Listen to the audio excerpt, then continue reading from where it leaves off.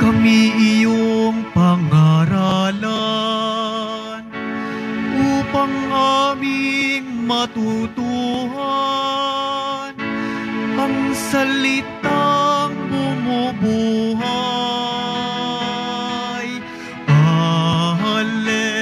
Hallelujah, hallelujah, hallelujah,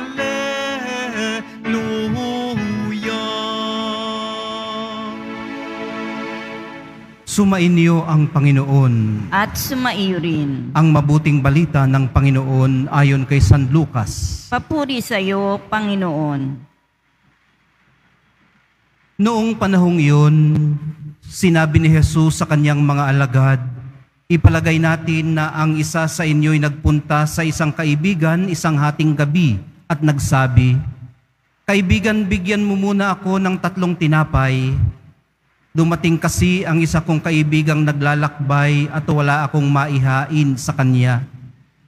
At ganito naman ang sagot ng kanyang kaibigan sa loob ng bahay, "Huwag mo nga akong gambalain.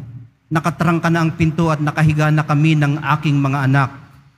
Hindi na ako makababangon pa upang bigyan kita ng iyong kailangan." Sinasabi ko sa inyo, hindi man siya bumangon dahil sa kanilang pagkakaibigan, babangon siya upang ibigay ang hinihingi ng kaibigan sa pagpupumilit nito. Kaya sinasabi ko sa inyo, humingi kayo at kayo'y bibigyan. Humanap kayo at kayo'y makasusumpong. Pumatok kayo at ang pinto'y bubuksan para sa inyo. Sapagkat tumatanggap ang bawat humihingi, nakasusumpong ang bawat humahanap, at binubuksan ang pinto sa bawat kumakatok. Kayong mga ama, bibigyan ba ninyo ng ahas ang inyong anak kung humihingi ng isda? Bibigyan ba ninyo siya ng alakdan kung siya'y humihingi ng itlog? Kung kayo'y masasama at marunong magbigay ng mabubuting bagay sa inyong mga anak, gaano pa kaya ang inyong amang nasa langit?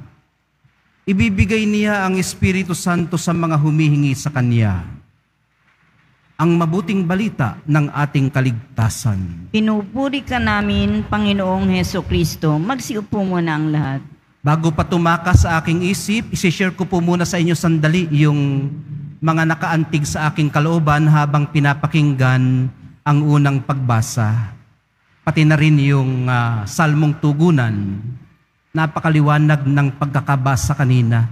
Malinaw na malinaw ang mensahe ni Malakias, isang propeta. At napansin ko tayong mga umaasa sa Panginoon, hindi man tuwi na, paminsan-minsan man, ay motivated hindi lamang ng fear o takot, kundi ng pag-asa. Yun ho ang napulot ko doon sa bandang huli ng unang pagbasa. Kasi sabi dito, tandaan ninyo darating ang araw na lilipulin kayo. Kayong mga palalo at masasama. Abay, nakakatakot yun, ano? Sabi kanina ni Father Hans, may araw tayo. May araw ang masasama at may araw ang mabubuti. Ang gawa mong masama at ang gawa mong mabuti ay parehong nasa saksihan ng Diyos.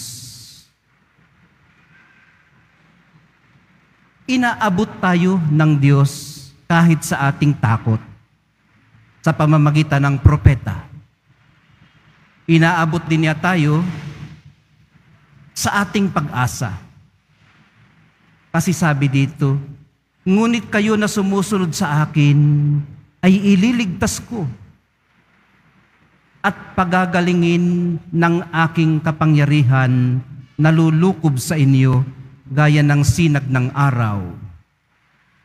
Bago matapos ang kanyang misa kanina, ako'y naandoon, nagpapakumpisal, napakinggan ko, nagpasalamat.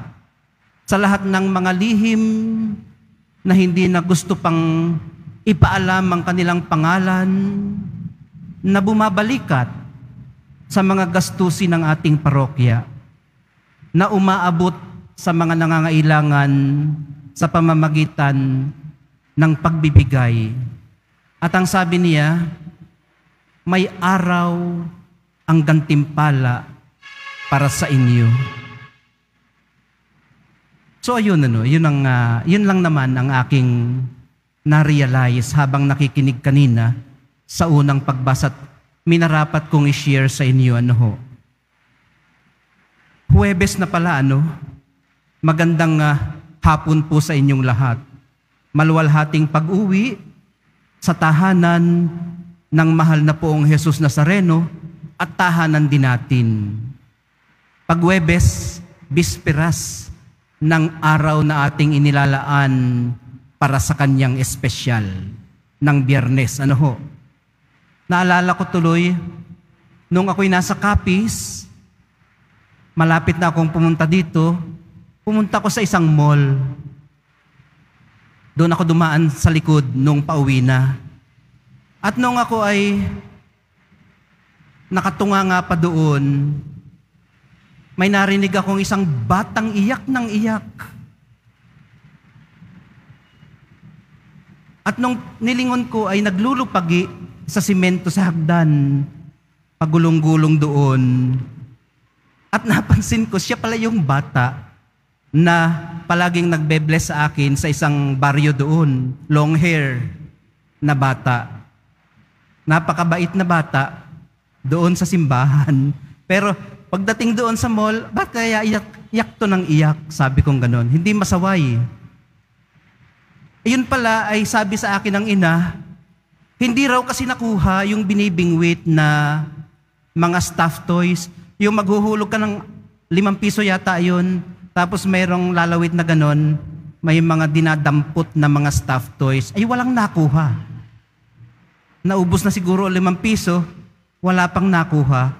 Kaya umuwi sila na hindi rin kasama yung laruan. At hindi rin tumigil sa pamimilit ang bata. Bagyan ng naisakay, naiangkas sa motor sa pagitan niya ng tatay niya at saka ng nanay niya. Napaisip tuloy ako, mga kapatid, kung ang Diyos ba ay mapagmahal na Ama, bakit kailangan pa nating magpursigi sa pananalangin? Bakit kailangan pa nating bumalik day in and day out, week after week, Biyernes kada Biyernes, para manalangin? O sa case ng marami, araw-araw. Bakit kailangan pa nating manalangin in the first place? Maring hindi naman kailangan ng Diyos. Meron nga ako naalala, kahapon yata yun. O maring hanggang mamaya, babasahin natin doon sa altar. Ang aming panalangin ay hindi makadaragdag sa iyong kadakilaan. Maring hindi naman kailangan ng Diyos ang ating panalangin. O yung pamimilit natin, gaya ng natutulog ng kapitbahay sa isang talinghaga ngayong hapong ito. Naalala ko tuloy yung kwento doon sa amin, sa Kaykwit, Indang, Cavite. 2:00 ng madaling araw, kumakatok sa tindahan yung isang tropa doon, kaibigan. Sabi, pabili ho. Sumagot naman yung may tindahan, sarado na kami. Ay hindi ho, pabili ho ng gamot. Bangon ang may tindahan. Ano ho ba ikang gamot? Gamot sa bitin. Kulang pala yung iniinom na gin. Kaya bibili pa ng isang boteng gin. Hindi po kaya tayo ang may kailangan, kaya tayo ay nagpupumilit at hindi ang Diyos. Tayo ang may kailangan na maging persistent sa ating pananalangin. Maaaring tayo po kasi mismo ang nakikinabang sa ating pagiging persistent. Paano po ba manalangin persistently? Mangungulit ka lang ba ng mangungulit? Are you going to storm heavens? Sabi nga, storming heavens para ibigay ang ipinapanalangin. Pero bago po yun, baka po magandang i-consider po muna natin kung ano-ano po ba ang mga sakit ng ulo o sama ng kalooban na humahad lang sa atin para manalangin persistently. Baka kasi hindi kaya tayo pinapakinggan dahil hindi natin hinihingi. Sabi po ni Thomas Merton, masyado tayong efficient. Masyado tayong masisipag para po kasing pagkatapos ng ating araw sa pagiging abala, wala na tayong natitirang energy para maupo at hingin ang ating gustong hingin. Wala na tayong time para sa pinaka-essential. At mahirap naman talaga yung gawin, lalo na pag umaga. Lalo na pag naiisip mo na yung maghapon na darating, isinasalansan mo na sa iyong isipan ang iyong mga gagawin. Paano ka pa magdarasal? Pero ang mga ito po ba ang higit na mahalaga? Yung mga isinasalansan natin tuwing umaga at binabalikan natin tuwing hapon. Ano po ba ang magbibigay sa atin ng reason para mabuhay? Ano po ba ang magbibigay sa atin ng purpose sa ating pag-iral? Ano po ba ang pinakamahalaga, yung pinaka-meaningful sa ating buhay? Hanggat hindi natin ito nayayakap at nahahawakan, mananatili tayong namungulit, nagpupursigi to no avail sa pananalangin.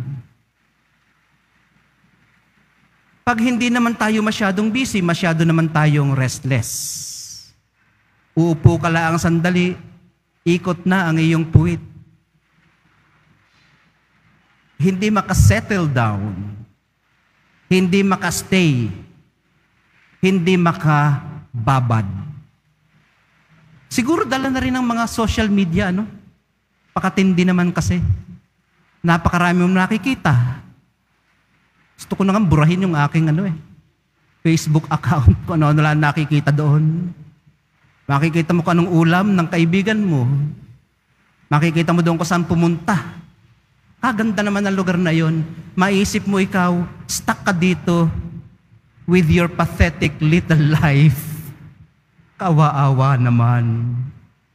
Kaya lalo nakakalungkot, mayroong disquiet sa ating kalooban. Ayaw nating ma-miss out. Pupunta din ako doon, kumain ng lugaw sa kung saan, napakasarap. Miss ko yun, naandoon pa sa Antipolo o sa San Juan, Batangas, pupuntahan. Kasi titikman din kung gaano kasarap yung lugaw doon.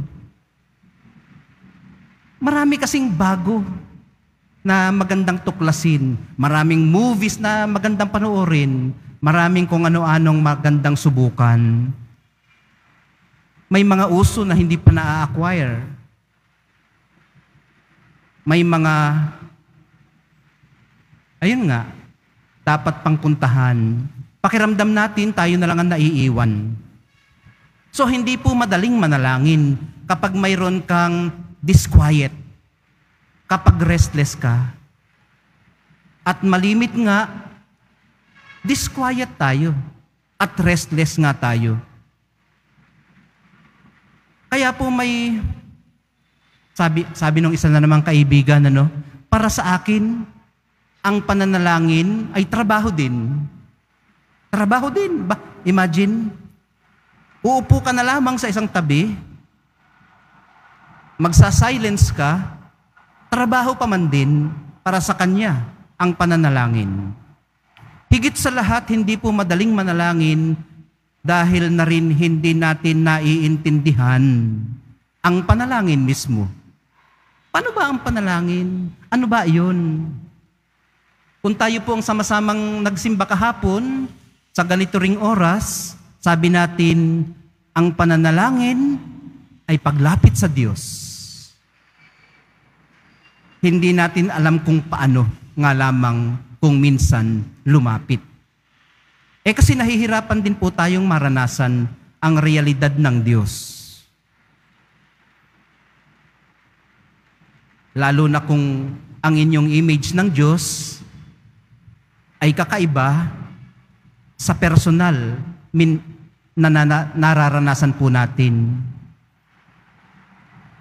Alam nyo, ang maganda sa image na ito ng mahal na poong Jesus Nazareno, naglulumuhod, nagpapasan, madaling makaresonate sa Kanya. Dahil tayo man ay natatagpuan ng ating sariling naglulumuhod at maraming pinapasan. Ang pakikipag-ugnayan sa Diyos ay para bang nagde-demand tayo kung minsan. Pero sa pagtingin natin sa image ng mahal na pong Jesus Nazareno, nare-realize natin na ano bang karapatan kong mag-demand? Lahat ay grasya. Lahat ay biyaya. Sa gitna ng lahat ng ito, minamahal kong mga kapatid, napahaba ng ating humiliya.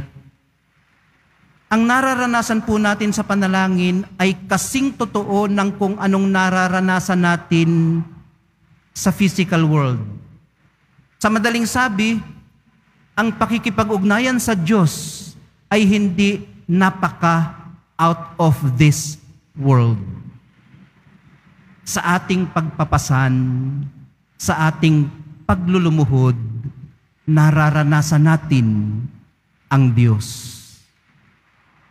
Kailangan lang nating maabot ang kalaliman ng Kanyang pakikiranas sa ating pagpapasan. At hindi ito madali. Pero magiging realidad lamang ito sa atin kung magpupursige tayo. Magpupumili tayo ng matagalan at malaliman. Huwag lang po tayong bibitiw kaagad pag hindi natin nakamtan ang ating hinihiling. Maging ang mga humahad lang sa atin sa panalangin, yung mga pinapasa natin, yung ating mga kung anong nakikita, mga nakakairita sa atin, ay dalhin natin sa panalangin. Gawin nating materials sa pananalangin. At hayaang gawin naman ng Espiritu Santo sa atin ang pinakaibig niyang gawin para sa atin. Ang ibigay ang kanyang sarili. Idalangin natin na palawakin ang ating kapasidad na tumanggap sa nagbibigay sa atin ng sarili. At bilang tugon, kumatok din tayo at hingin ang karapat-dapat na disposisyon ng pagtanggap at kabukasan.